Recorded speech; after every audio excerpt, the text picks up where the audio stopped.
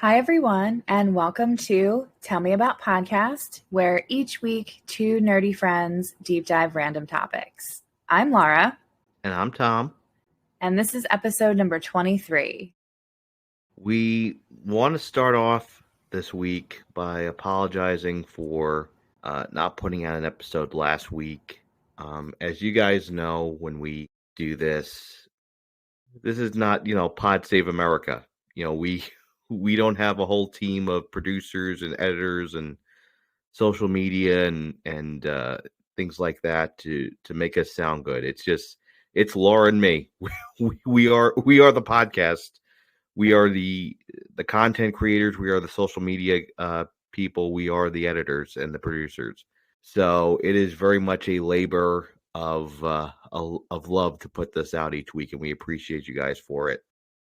And last week, it was just really difficult for us with our schedules, and we both had some personal stuff going on. So it was really difficult to kind of make it all work for last week. So we just decided to take the week off, which was the right decision. So we appreciate you guys understanding that. And we appreciate you guys sticking around with us.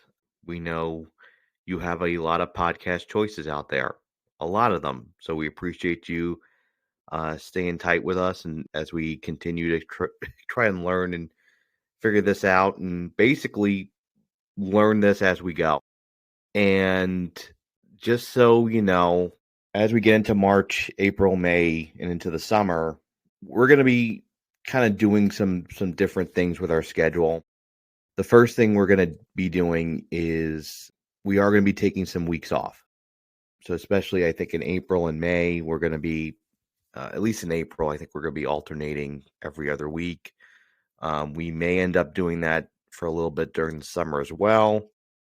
Once we have kind of schedules pinned down, we will let you know.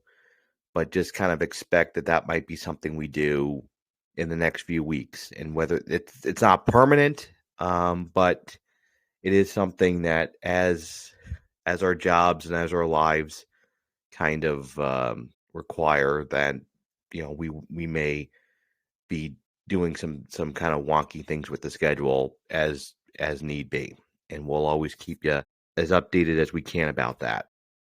We're going to do our best to get out as many episodes as we can because we really do love doing this, and we really do love the topics that we talk about. It's like Tom said, it's just the two of us doing this and running this, so it does become a lot sometimes, but we really want to put out as many as we can for you, but we will give you a heads up if we are planning to skip a week. Starting probably next month, we're going to be starting it's going to become a regular feature, and it's going to be something that we do maybe once a month, maybe definitely once every few weeks. And it's going to be based off an old episode we did. And we're not going to tell you now. We're going to let that kind of simmer and burn on the pot. We will kind of tease that out when we have the first episode, but we have something really fun that we want to kind of make a regular thing, or that we want to have a regular series. And we actually literally came up with this the day we recorded. Today we're recording. So are we going to do financial crimes? I mean, we are the number one podcast for financial crimes. And indictments. I mean, other than Jim Cramer, who himself is a financial crime. I apologize. It is not going to be financial crimes. I know you guys love Enron, but it is not going to be financial crimes. It's going to be something really fun, and it's something that when we kind of thought up with the idea today, as we before we recorded, we both kind of thought that it was something really cool that we can do, and it's something we can do fairly regularly. As we get closer to the first episode of that dropping, we'll tell you some more information, but keep an eye out for that in the next couple of weeks, probably sometime around Easter time. That's probably when this is going to come out. And with that, we are going to take a very hard left turn into our episode this week. And this is going to be about a subject that you probably heard of. If you're into true crime, you've probably definitely maybe heard of this.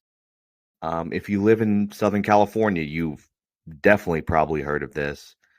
And this is basically the Hotel Cecil. I will put out a trigger warning. This is, and we'll put a trigger warning on the episode as well. This is going to be very, very focused on death and suicide and self harm. So if that's something that is very triggering to you, please keep that in mind. Let's just start with a little bit of a background on the hotel itself, because it was actually built in the 1920s. And it was built to basically be a very Art Deco, very booming 20s hotel that reflected the decade it was built. So it was supposed to be really kind of one of the jewels of downtown Los Angeles.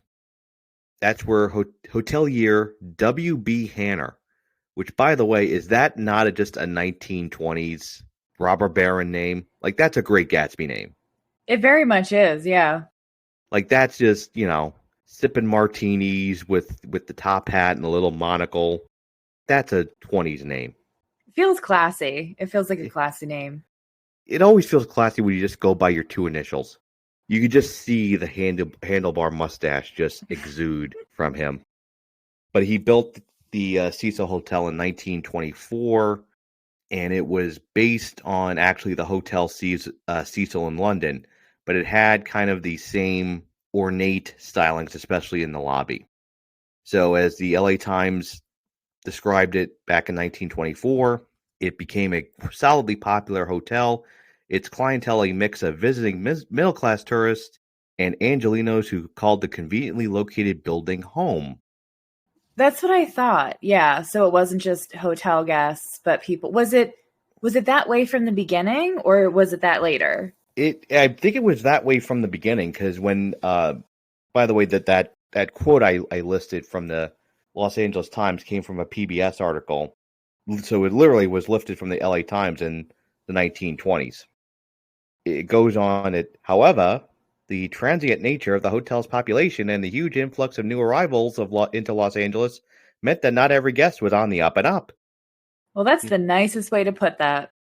Newspaper writing was very, very ornate back in those days. Sounds like it. Trust the journalism major, that's how it was. It's already in 1927 where you start to see some of the first inklings that the hotel would have a dark history. So, as the LA Times described in 1927, John Kroner, who was quote unquote a suave and mild mannered Slavonian, was arrested in his room at the Hotel Cecil for running from police and stealing a diamond hairpin.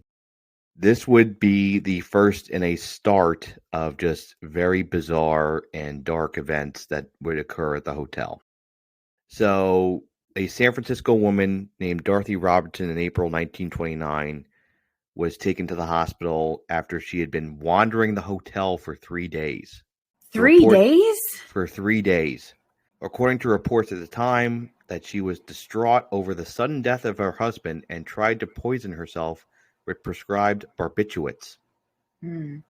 She was unsuccessful. So she was wandering around in like a drug stupor. Yes. Okay. Now, again, part of this too, in 1920s, you probably didn't have people recognize drug stupors the way you would now. Hers was really the first in a long line of what would become attempts by residents or guests to take their own lives while staying at the Cecil. George Ford, for example, he was a successful morphine and opium dealer who had $10,000 worth of opium on him at all times, lived at the Cecil, and was arrested in a sting. An elderly man was also picked up at the Cecil around this time in peril of death, quote unquote, after drinking poison liquor that had killed 3 other men. Oh my God. This is all before 1940. The PBS article also notes that with the stock market crash later in 1929, a depression settled over the Cecil that would never leave. The surrounding neighborhood of Main Street in downtown Los Angeles slowly fell into disarray, and the Cecil increasingly became a hostel for the shady and the sick. This is when that neighborhood begins to take on its name, that now infamously known as Skid Row. That neighborhood, unfortunately, in Los Angeles has a very negative connotation. It's actually in 1931 where the first resident who takes their own life occurs. And that's a victim named W.K. Norton. He was 46 years old and he had ingested poison capsules. And he was found deceased in his hotel room. The police found the capsules and they noted that it was evidence that Norton had ended his own life. He had actually checked in about a week before under an assumed name, James Willis of Chicago. The next year, in 1932, another young man had shot himself in his hotel room. He was 25 years old. A year later, in 1933, and I should go back to that, the man who shot himself, his name was Benjamin Dodich. There was another man who was actually pinned against the hotel by a large truck in 1933. This is 10 years, and already you have an opium dealer arrested, a lady wandering around for 3 days in a drug stupor, 2 suicides, and a guy dying by being pinned against the hotel by a truck. That's a lot of death. This is the only place I've ever seen that has a Wikipedia entry saying list of deaths at the Cecil Hotel. That's incredibly morbid. It is. I have thoughts about it. I think we're going to get into it a little bit later, but go ahead.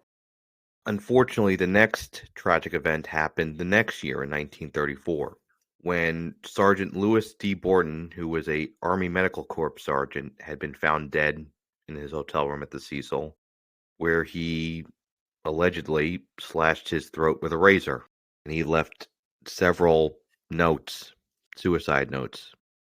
We're only in 1934 at this point. We have another young lady who falls from the building in 1937. Her name is Grace Magro, where she fell from a ninth-story window and her fall was broken by telephone wires which were wrapped around her body. This is in doing the research for this, it is just some of the most excruciating, and I don't mean this to be joking or glib.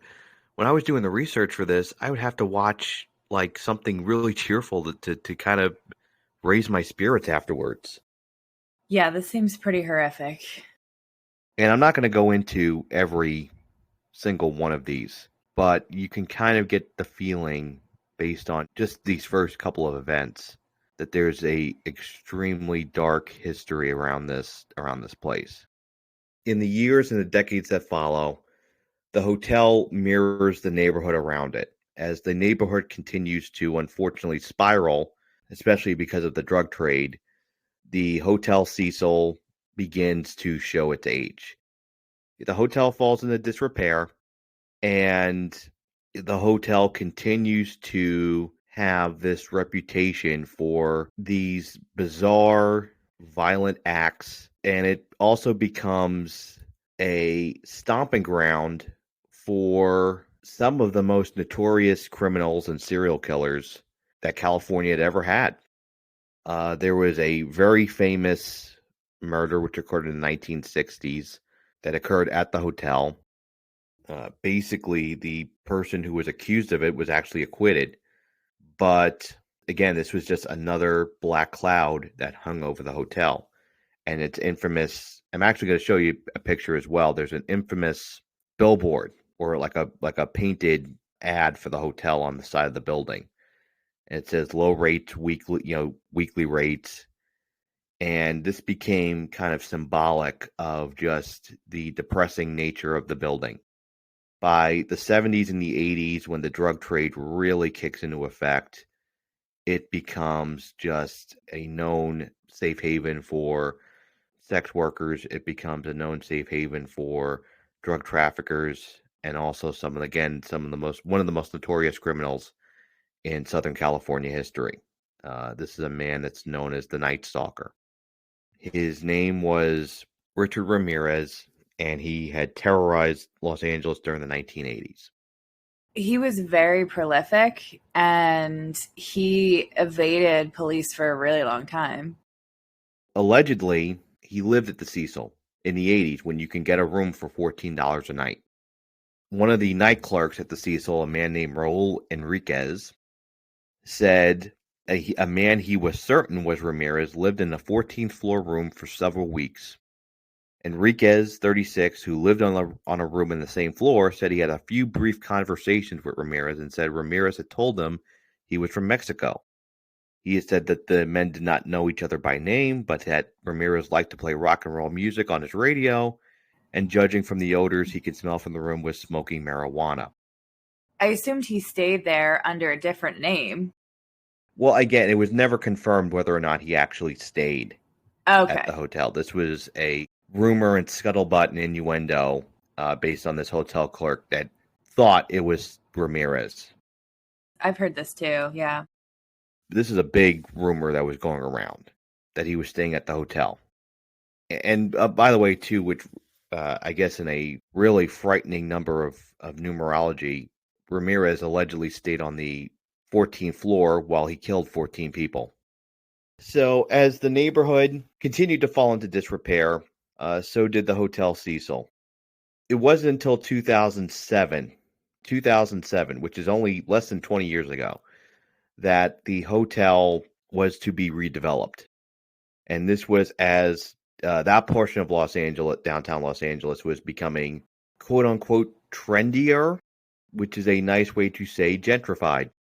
It wasn't until 2007 and 2008 that the hotel had been renovated. And part of it was a long city block and on Main Street in downtown Los Angeles. And part of it was rebranded as like a young youth hostel called the Stay on Main. It had its own facility, but it also had shared reception areas, and the original Art Deco of the main lobby was restored. It was also at this time that an unknowing 20-year-old journalism student from Penn State and his friend were looking for a cheap hotel to stay at when Penn State was at the Rose Bowl. I wonder who that could be. I wonder who it could be, too. And I wonder if this person happened to have a picture of himself sitting in a chair that was shaped like a hand in the hotel room that also didn't have a bathroom in it. Was it like a communal bathroom? It was a hostel. It had a communal bathroom Oh, no. and a communal shower in the old halls that they had not refurbished. Sounds like a fun time. It is when you're a college student and you don't have a car and you also woke up at 3 o'clock in the morning walking down Main Street in Los Angeles to get to the train station, to get to the Rose Parade, which in retrospect was something this person and his friend should not have done. But this person and his friend were young and did not know any better. Well, one, I wanted to know, was it your intention to stay at the Cecil? And did you know its history at that point? I did not. Okay. I knew it was cheap. I knew it was what we could afford. And I knew it was the only hotel left because we did this about 2 days before the game. Suffice to say, it was an interesting structure. It was, as the architecture people would say, good bones. Because you're going to see, and I will post a picture on our socials, and we'll put it up there for part of this episode. The actual lobby of the Cecil was gorgeous.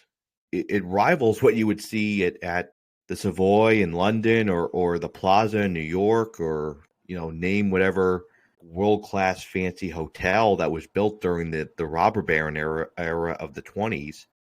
It's just everything above that was really rundown and shady still? Well, you have to remember too, it was built during the roaring 20s, where money was no object, and it was just everything was ornate and flashy and gold, and nothing is ever going to go badly here. And then the Great Depression happened. When you do research on this, one thing that is kind of made clear is while there were some kind of rough edges around the Hotel Cecil even before the stock market crash and the Great Depression, if you kind of look at the timeline, the kind of bizarre events, the gruesome deaths, the morose and malaise that just never left the hotel really kind of coincides with the stock market crash. And so you have almost this relic of a kind of carefree time for certain people in this country with the ornate lobby that is then surrounded by all this calamity. And it's really quite a jarring visual and a jarring thing to think about. I don't remember a heck of a lot else about the hotel. We were only there for 2 nights, and I think we literally just stayed there to sleep. We didn't really spend much time in the hotel room. There really wasn't much to see in the hotel room, but I don't really remember much about it. I have so many questions though. Was it clean? Was it have an eerie vibe to it? Was it give me more of the aesthetic of it? I do remember the hallways having just red either paint or wallpaper with gold. I think it was gold trim along at the top of the bottom, and just those globe chandeliers spaced out. I mean, it almost looked like something out of The Shining. When I go back and think about it. And I could be completely wrong as to what this is, purely off of my memory, because only part of the hotel was active at this point. Like the rest, you could walk through the lobby, and I did walk through the lobby, and I saw, how it was and how it's refurbished, but from that part up, you couldn't access. It was only about 3 floors of the hotel, of the the side structure, that you could stay in, that had been kind of refurbished to be the hotel slash hostel. It wasn't until maybe a year or two later that I had seen a story come across that basically was, oh, all these serial killers stayed at the Hotel Cecil. It didn't even get into the deaths. It just was, look at all these serial killers that stay at the Hotel Cecil. And I'm like, and now I stay at the Hotel Cecil. Huh, that's funny. I'm wondering if it wasn't as publicized back then when you went. I don't think it was. Let's put it this way: when we booked it, I don't remember seeing anything about connected to the Hotel Cecil. So it definitely was not marketed that way. So was it clean though? Because I imagine some ick factor to it. It was clean. Like it wasn't, it wasn't the Bates Motel. If that's kind of what you're envisioning, it wasn't that. It was a hotel that you could tell was old, but they were trying to, make it seem hip with hip furniture. Like you basically, you raid the basement department at IKEA for all, the very modular, furniture pieces, the wacky color linens, the hand chair, which basically your ass is in the palm of someone's hand. You could tell they put all of their effort into making the lobby look good. The lobby had all these hip modern lights, and the very clean look. And meanwhile, the rooms were still the actual walls of the room were very old. They also didn't have cable. Did you have TVs at all? We had TVs, but it only got broadcast channels, which in 2008 was very, very weird. Maybe 10 years earlier, when hotels still used to advertise as an amenity that they had cable TV and HBO, but it was very weird then. It was fuzzy at that because it was an antenna. Mm-hmm. Oh, the antenna days. Yeah, but not in 2008. Antennas were long gone in 2008. Well, I don't know what it was, but we had a fuzzy picture. Maybe it was the ghosts. Well, let me ask you this. When you found out what the Cecil Hotel was and that you had stayed there, did you have this oh shit moment? I sat there for a second. I said, yeah, that tracks my luck. I would do that. That would be something I would unwittingly do. I'm like, the only thing that would have made it track is if half the building had come down while I would 2 weeks after I had left. I would have definitely had a very visceral reaction to that, just knowing. Well, again, I don't know how publicized all this was. You said you found out 5 years later? It was a couple of years later because there was something in the news. Someone had done a story about it. I think I would have. I don't know if it wasn't your typical kind of chain hotel, I probably would have done a little more research into it, even, back in my early 20s. But I mean, that's me. So I don't know. But I would have, if I would have found this out after the fact, yeah, I would have been very creeped out. If I had known back then, I probably would not have stayed there. The importance of research, everybody. Yeah. It's during this time that the hotel, they try to refurbish the hotel's image. In 2011, the hotel is officially rebranded to its current name, or to what it was its current name. It's then sold again in 2014 to a New York City hotelier named Richard Bourne for $30 million. Then another development firm acquired the ground lease on the property. As part of the deal, they agreed to actually leave up the structure because the structure is actually preserved by the Los Angeles Historical Society for its architecture, which is one of the most bizarre turns for a hotel that was nicknamed, and I don't mean this glibly, the Suicide. It's bizarre to see it protected.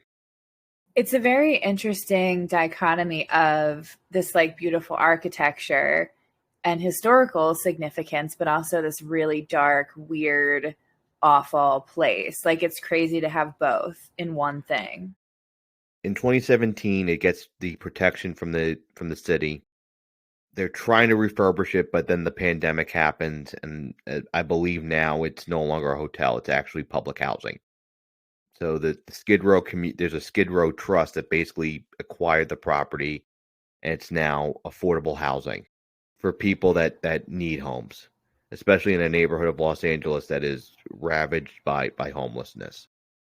But it was also during this time that the Cecil Hotel became part of the national conversation in a very, very public way, with a case that basically got its own Netflix documentary, and also really kind of was the first real inkling that anyone nationally had any idea about the history of the hotel.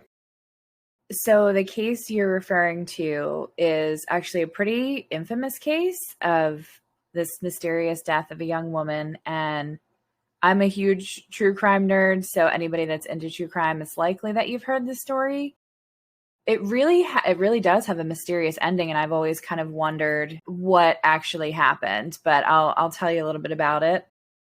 There was a 21-year-old student from Canada named Elisa Lamb, and she took a solo trip to California in 2013. She updated her family and wrote about her adventures on social media, and she checked into the Cecil Hotel and initially shared a room with others. But then she was moved to a room by herself after these roommates complained about her odd behavior after about 2 days of rooming with her. One day, she was out in the community at a bookstore, and she came back to the hotel and went missing without a trace. A full search of the hotel was conducted, and there was no evidence found of what happened to her. A few weeks later, hotel guests reported like low water pressure and this dirty black water coming out of the faucets. So they went up to the hotel roof to examine these giant water tanks, and they found her dead body. She was naked, floating face down in one of the water tanks, and her clothes were floating around her. Everybody wondered how she got up there, first of all. So there were 3 fire escapes that reached to the roof from the rooms, though it wasn't easy access to get up there. And there was also a roof access door that was locked and secured with an alarm. The water tank that she was found in had no ladder up the side, and these were like massive tanks, so you needed a ladder to get up to the top and into them. And there was a hatch door at the top that was closed when she was found. Now, if she had accessed the roof by the roof door, the alarms would have been audible on the top 2 floors of the hotel as well as the front desk. And nobody reported the alarm going off around the time or day she went missing. The only piece of evidence that was found was this video footage from one of the hotel's elevators. And this camera caught Elisa seemingly by herself. There's nobody else in the footage, and she's acting very oddly. she was pressing all the elevator buttons and she was like entering and exiting the elevator multiple times. Now, the door like weirdly never closed throughout any of this or even attempted to close as she was like coming in and out and pressing buttons. And she would enter the elevator and like crouch down and then get up and like exit it looking both ways, almost like she was trying to avoid somebody. And she started making these like weird hand gestures and movements. And she eventually went out of frame. And then the elevator door closed without her in there. And like I said, nobody else could be seen in the video footage. And some people do say after watching it that they could see like a shadow or a ghost visible, but you can't clearly see that in my opinion. Now, Elisa struggled with mental health issues and reportedly had either depression and or bipolar disorder, and she was taking an antidepressant and an anticonvulsant that is used to treat bipolar disorder. And investigators concluded that she had a psychotic break and made her way up to the roof and got herself into the water tanks and died of drowning, they think, in an attempt to take her own life, or could have been an accident. No drugs or alcohol were found in her system on autopsy, though this was weeks later after her death, so it's possible that they wouldn't have shown on a toxicology report. The weird thing is that like her phone was never found at all, and the case was seemingly closed pretty quickly after this. And I think the family was concerned about maybe not having as much of a robust investigation, and they actually wound up suing the hotel for wrongful death. Now, I'm not sure if they won anything or how that case went. I'm not sure how that concluded. In all likelihood, what probably would have happened is they probably would have settled for an undisclosed amount with a non-disclosure agreement. That would have said, you can't publicize or you can't tell anyone outside of like immediate family the settlement amount. That's probably what would have happened. If you go and watch the video, and you can find it like on YouTube, it's haunting. It rivals anything you'd seen in like an Eli Roth film. It's very creepy. You're almost kind of expecting like a jump scare at the end of it. It's one of the most kind of chilling videos you'll ever see. Let me ask your opinion. Do you think she was avoiding or interacting with anybody else in that moment, in those moments? It is hard to say. One thing that, and we mentioned the Netflix 4-part miniseries about this. One of the things they really kind of lean into is that the LAPD did not do the type of investigation that really it probably should have warranted. In terms of whether or not she was alone, I mean, it's impossible to tell.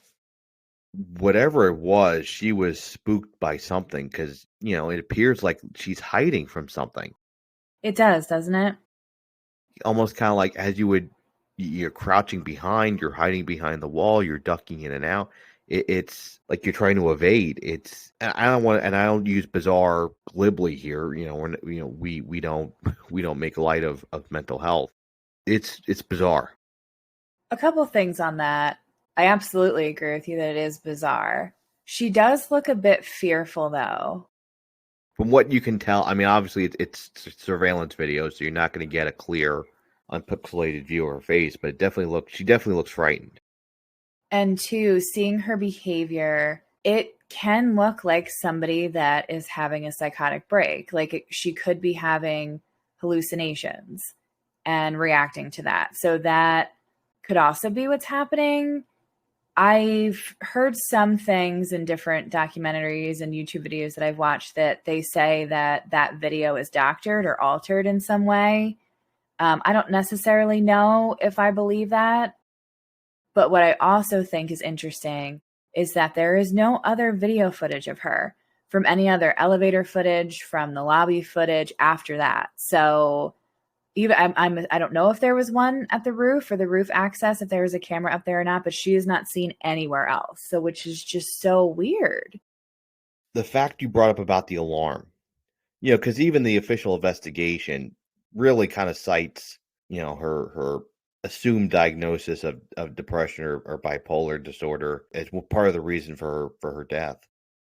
What still shocks me is how she was able to get up on the roof with nobody knowing. And that's the mystery though. Like how did she get up there and how did she get in the tank? Especially if there was no ladder. At the same time, if somebody put her in the tank, then they would have had to climb up there with her body. She would have been alive because the cause of death was drowning. So that doesn't quite make sense either. So it's so bizarre. And it's interesting because I'll cite this too. So this is how the Associated Press reported the story: is that they spoke with a British tourist, who said once they found out why their water pressure at the Cecil was low, he goes, the moment we found out, we felt a bit sick to the stomach, quite literally. It's one of the most chilling stories I've ever come across, just because there's no one plausible explanation, because each explanation has an aspect to it that defies any logic or belief to it. I think what bothers me though about it is that the police were so quick to blame this on her mental illness. And that may have been a part of it. That may have been a catalyst to what happened if she did this on her own, either intentionally or accidentally. But I think what a shame and what a stigma was put on her if that's not what happened. If there was foul play or somebody did this to her. Like I think that that's really putting a stigma on mental health, and that, I don't know, that bothers me a little bit. Well, and it's putting a stigma that's already existing. True, but It's just reinforcing the stigma that already exists. not necessarily knowing if that's what happened. Like that's just the easier explanation for them, even though they can't definitively prove that's what happened. And I think that's what makes it so frustrating, is that it seemed like it was dismissed very quickly because it was something that they just they couldn't explain. So it was just dismissed as that very quickly and moved on. Lord knows this is not the first time that a LAPD investigation has come under intense scrutiny. And that's putting it mildly. But it just adds another layer to what's just a really tragic tale about her in every sense of the word. And the goal was not to make the entire episode about her, but it really kind of reinforces the nature of it. I was trying to think of what I think really happened, and I can't get to any specifics because, like you said, everything is kind of, it can have holes to it. You know what I mean? It doesn't quite make sense. I lean towards more of somebody did this to her.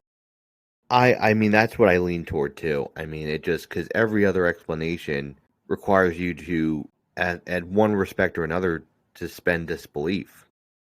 As silly as it sounds, I kept going back to when I was doing the research on this, and and this was very heavy research. So if this episode seems a lot more disjointed than it usually is, it's just because this is pretty heavy subject matter. I was dealing with this week. I was thinking about, it was bizarre because as I was watching the Netflix documentary, right after it, something popped up for Stranger Things. And it's almost an allegory for it. This kind of cursed place where things happen that no one can really explain, and no explanation really there's nothing that can explain it. There's nothing that could even begin to explain it.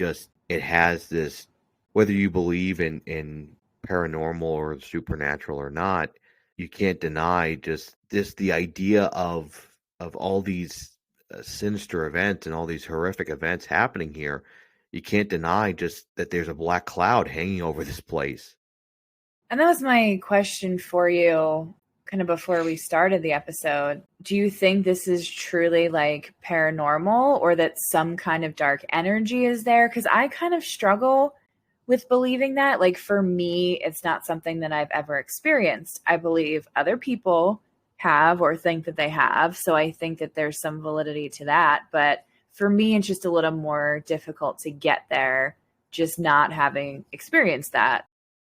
But two, the people that have ended their lives, I wonder if they went into the hotel with that intention, or they were there and the hotel brought that out of them because of dark energy. Do you know what I mean? Like, it's so. I mean, there are a couple of them, the ones I brought up at the beginning, at least two of them checked in under different names. I think you can definitely maybe infer or imply that they had gone there, with the intent of doing what they did or, for some nefarious purpose. It's funny, I don't necessarily believe in ghosts, but I do believe in an afterlife. You would not think those would be mutually exclusive. You would think one would kind of beget belief of the other.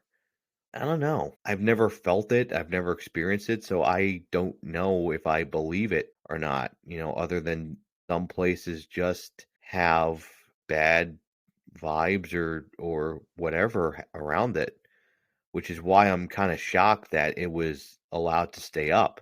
You would think that this is a hotel that you would want to kind of just knock down and, be quick to forget about. That's an interesting point, though, because the hotel staff and owners and managers, they had to know about all of this. And do you knock it down? Like, that's their business. It's such a, like, I get it. It was an awful place where terrible things happened. And maybe I think with the right person, they would want to put a stop to that. But they had to have known all of this. I mean, they had to, because even as valuable as that land, I'm sure that land is probably worth God knows how much. How do you not have at least an idea of this before you enter into a deal to purchase the property? When did they sell it? Oh, the first time it was sold was '07. So this is well after a lot of this terrible shit happened. I mean, this is after most of it happened. I'm wondering, did they try to sell it and they couldn't? That I don't know. I wasn't able to find anything about whether or not they were able to sell it or whether they had tried to sell it before. What I can tell you is when they bought it, it was weird because they split up the property and they had the hostel part that they rebranded, and then they also kept the other hotel up with its own website. The only other thing I can think of too is by this point in 2011, we're well into the paranormal craze. We start to have like the paranormal reality shows of the ghost hunters and things like that. So maybe you're trying to capitalize on that. You and I were talking before we started recording. This also was a season topic in American Horror Story. Hotel was loosely based on this.